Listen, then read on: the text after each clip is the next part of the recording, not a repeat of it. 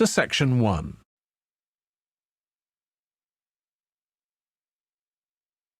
Section 1. You will hear a university administrator telling a group of new students about the central campus buildings and the facilities they provide. First, you have some time to look at questions 1 to 6.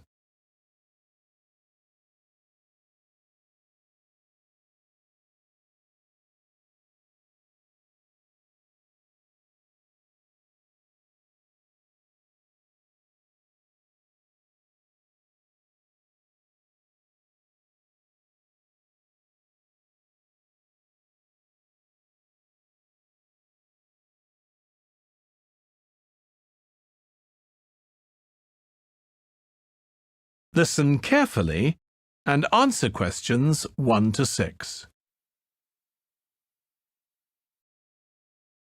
Welcome everyone to the Brandon Complex, the geographical and, we could say, spiritual heart of this university. This is basically where everyone eats too, as you can see by looking around. There are many different cuisines here, Chinese, Indian and Middle Eastern, plus the usual fare of a local type, all in that corner over there. We have many shops here too, but the biggest is Wilson's right there, providing clothing and hardware. That's next to all the restaurants. Now, on the opposite side of Wilson's we have 3 shops. The one in the corner there, closest to the restaurants, is for DVDs. Yes, the DVDs are cheap and affordable, and you can also rent DVD players as well. Moving on, in the corner directly opposite Wilson's is the Student Union office. Incidentally, you are all encouraged to join the Student Union, as a Student Union card gives you many benefits, including discounts on basically everything you can buy here at the Brandon Complex. Outside this complex, on the other side of the road, you can just see it from here in fact, is a building that we call by the rather unusual name, the H Building. Next to this, on the other side of some trees along the main road, is the Engineering Institute, but that doesn't have anything to do with the Brandon Complex. One last thing is that just outside this door, near us here, you can see a grassy oval patch. Well, that's the playing field for what we simply call the fitness room, which is alongside. So you can put on some calories here at the restaurants and then burn them off at the fitness room afterwards. Oh, I forgot to mention this shop right here, in the middle, beside the Student Union. It's the bookshop. And as you can see, it's always busy, always popular. You can buy newspapers, magazines and stationery there, plus a few clothing items as well, just as you can at Wilson's. Why don't you go and take a look right now? Before you hear the rest of the conversation, you have some time to look at questions 7 to 10.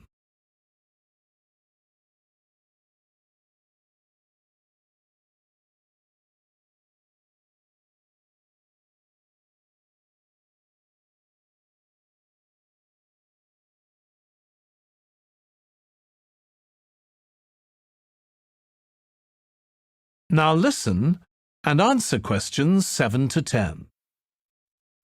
During your stay here, you might want to know what there is to do. Let's turn to the plan so I can familiarize you with the layout of the park. Most tourists would choose to stay in our guest house located in the southeast corner. It features 63 tastefully appointed guest rooms, many of which offer spectacular views of the park. You'll find a home away from home at our guest house. But for those who want to experience the natural beauty up close, there is also a campsite. When you get out of the guest house, go straight ahead, turn right at the end of the road. To your left, there is a campsite amongst the trees where you could spend a night under the stars together with owls and chipmunks. If you look at the top left of the plan, you will notice a picnic area. You can either bring your own food, or we can deliver food to you. Barbecue is an option. The business centre is situated directly opposite the picnic area. It provides flexible, fully serviced offices, conferencing suites, meeting rooms, and is equipped with the latest multimedia facilities. Wired, as well as wireless, high-speed internet is available within the entire premises. The centre is designed to cater to both individual travellers and corporate groups. Visitors can also go to the museum, which holds a vast collection that exhibits local history and a natural habitat. You start from the guest house, just turn left at the first conjunction, then walk past the tea house, turn right. You'll see the museum after making the third right. Have you found it? Pretty easy, right? To spend a delightful afternoon with a book and a fresh cup of coffee, you can go to the only cafe in the park. From the guest house, you go straight, then take the second right, and you'll see the cafe right in front of you. You might want to check out our all-season tennis court, which offers instruction for all ages and skill levels. It is located right opposite the cafe. That is the end of section 1. You now have half a minute to check your answers.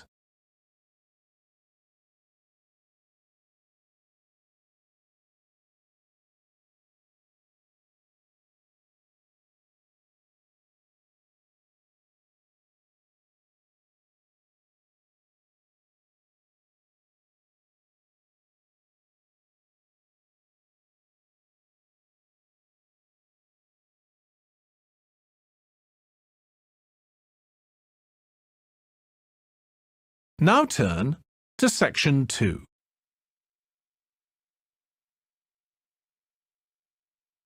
Section 2. First, you have some time to look at questions 11 to 15.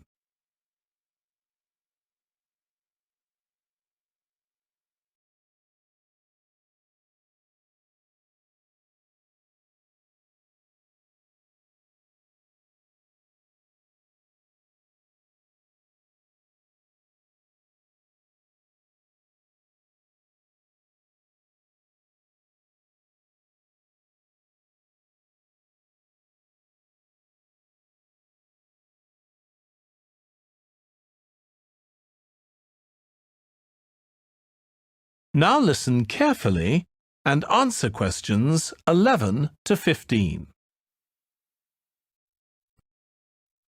Now, let's start by seeing where you can go. As you can see on our map in the brochure I've given you, we are here at the reception block. We have a famous mill which is used for making and processing materials such as steel and coal. To visit it, just go straight ahead, north along the path in front of you, and you'll find it at the end of the path. Now, towards the east, go along the path from our starting point. Turn left to the corner and then turn right. There is a car park at the east end of the lane. To the west, there is a museum. Past the shop, around the crossroads, and it is just located at the west end of the road.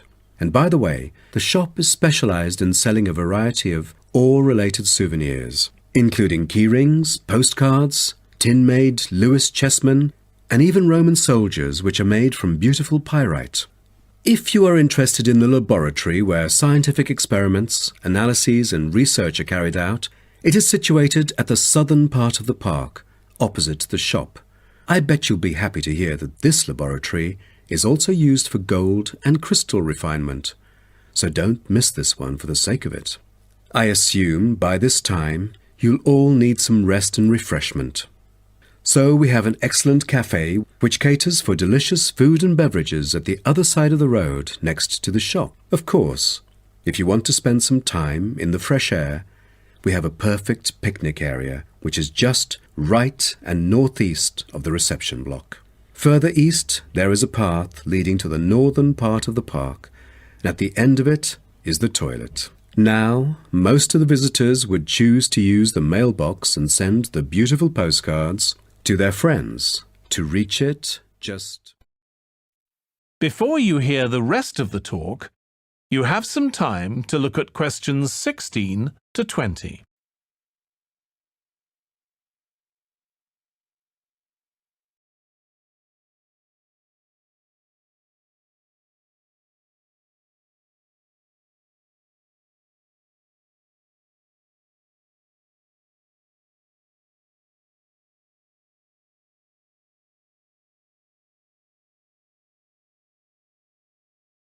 Now listen and answer questions 16 to 20.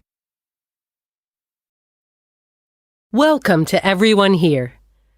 I hope you enjoy your stay in our village and enjoy the local scenery.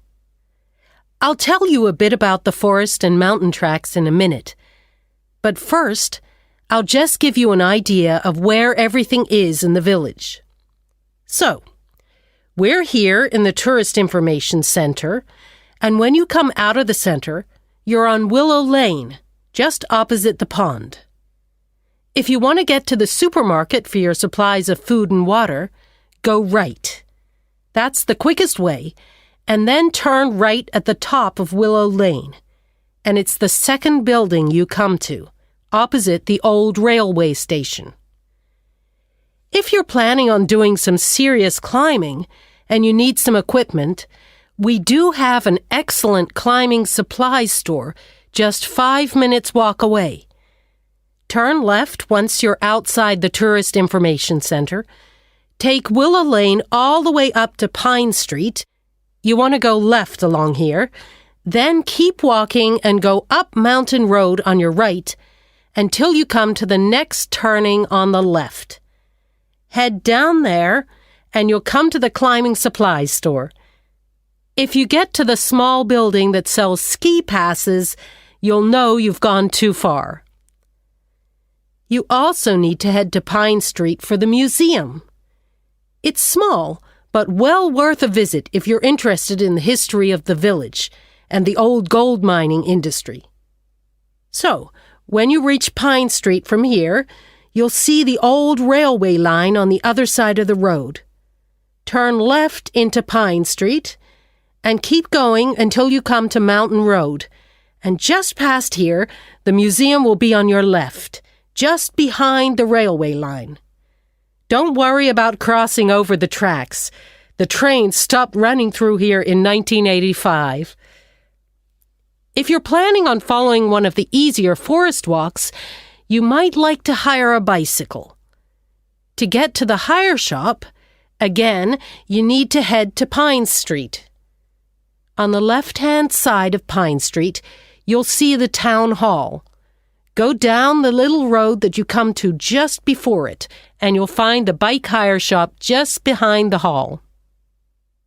They have a good range of bikes, so I'm sure you'll find something that suits your needs. Last but not least, if you're hungry after a long day's trek, I can recommend our local cafe. Again, when you leave the Tourist Information Center, turn right and follow Willow Lane until it joins Pine Street. And right opposite, on the far side of the railway tracks, is the cafe.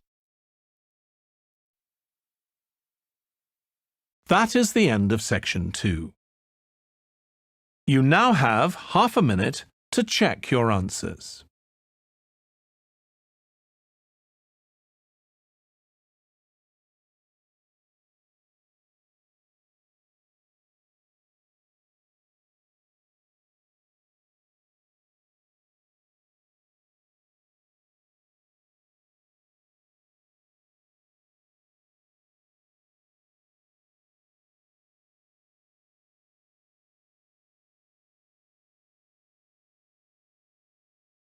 Now turn to section 3.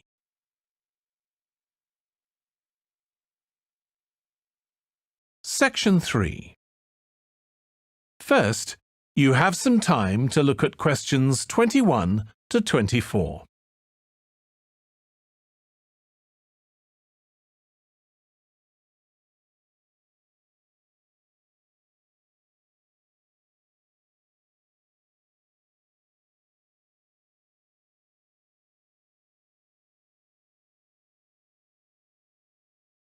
Now listen carefully and answer questions 21 to 24. Now, let me just tell you a bit about what you can see in the sculpture park. If you look at your map, you'll see the visitor centre, where we are now, at the bottom, just by the entrance. Since we only have an hour, you might not be able to get right around the park, but you can choose to visit some of the highlights. You might like to take a look at the Joe Tremaine sculptures, which are displayed on this side of the upper lake, just behind the education centre and near the bridge. They're really impressive, but please remember not to let your children climb on them. One of our most popular exhibitions is the Giorgio Catalucci bird sculptures. They're just across the bridge on the north side of the lower lake. I love the way they're scattered around in the long grass beside the lake, looking as if they're just about to take to their wings. You could also go to the garden gallery. It's on this side of the upper lake. From the visitor centre, you go to the education centre, then keep on along the path and you'll see it on your right. There's an exhibition of animal carvings there which is well worth a look. We also have the Longhouse. That's quite a walk. From here, you go to the bridge and then turn left on the other side. Soon you'll see a winding pathway going up towards the northern boundary of the park. Go up there and you'll find it at the top. They have some abstract metal sculptures that are well worth seeing if you have time. OK, well, now, if you... Before you hear the rest of the discussion, you have some time to look at questions 25 to 30.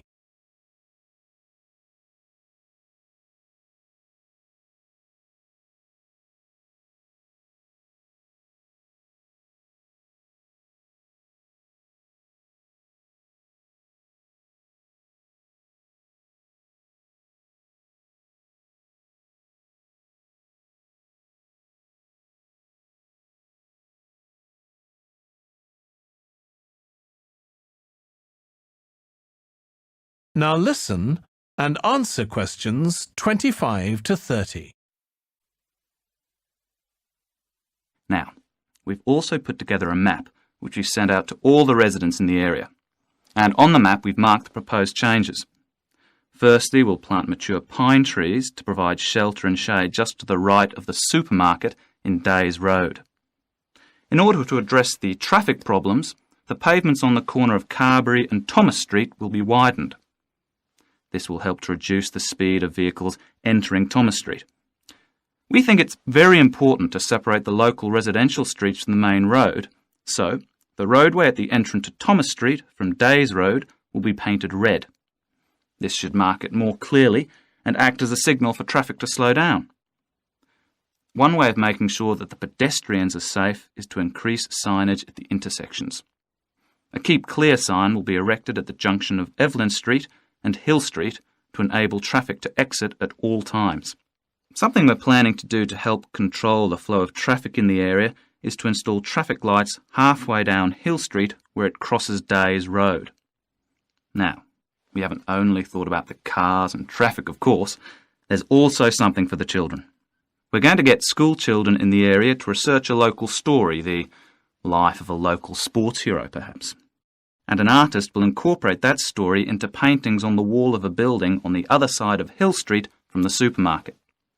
And finally, we've agreed to build a new children's playground, which will be at the other end of Hill Street, close to the intersection with Carberry Street. Wonderful.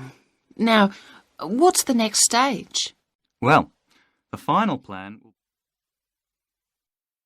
That is the end of section 3. You now have half a minute to check your answers.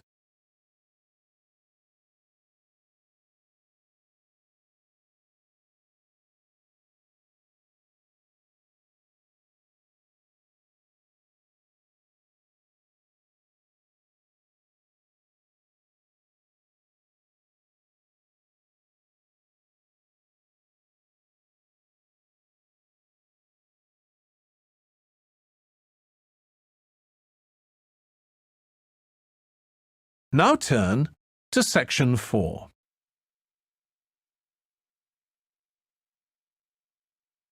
Section 4. First, you have some time to look at questions 31 to 40.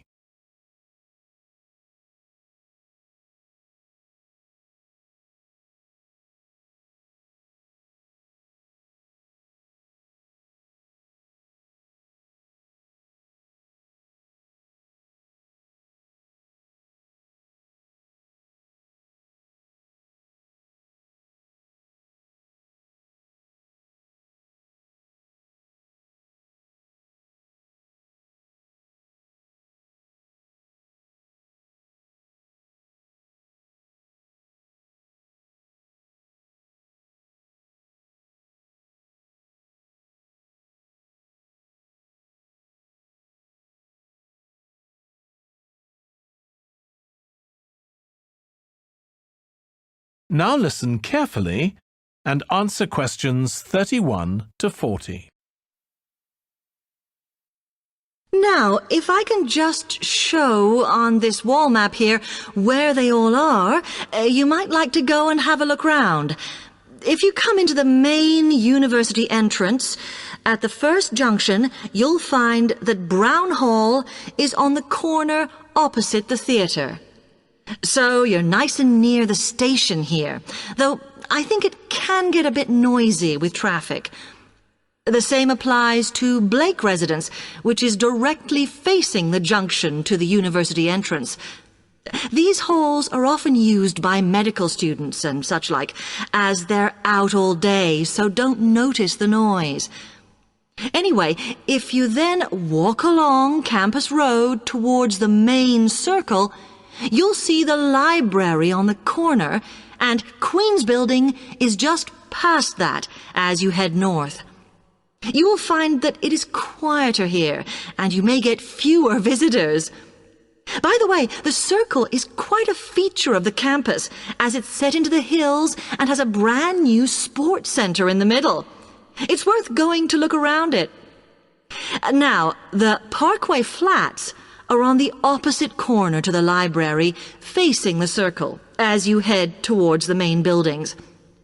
The main buildings are only about a 5-minute walk from here, and places in these halls go quickly, so my advice is to reserve your place as soon as possible.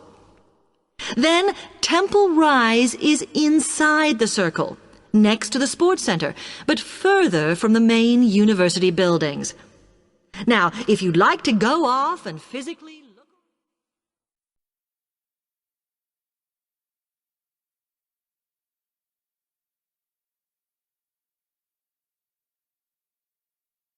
OK, thanks.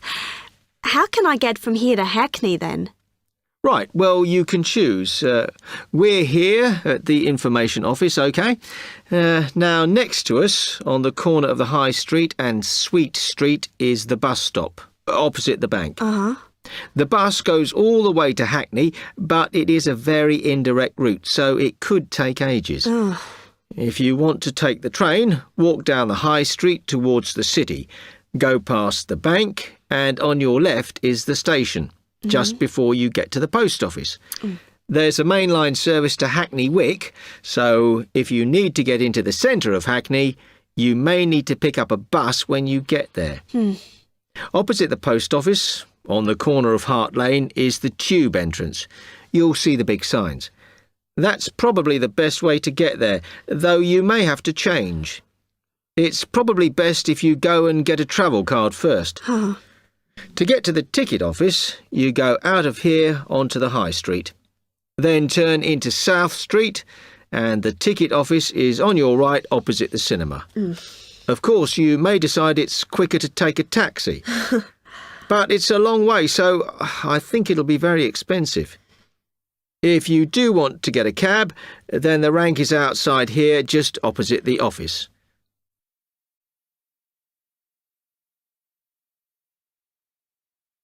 That is the end of section 4. You now have half a minute to check your answers.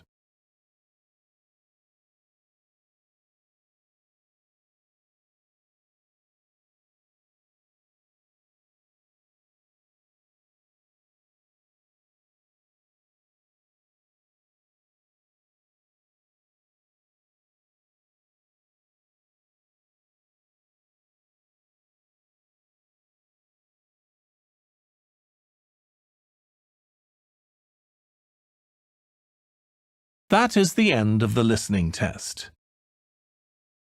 In the IELTS test, you would now have 10 minutes to transfer your answers to the answer sheet.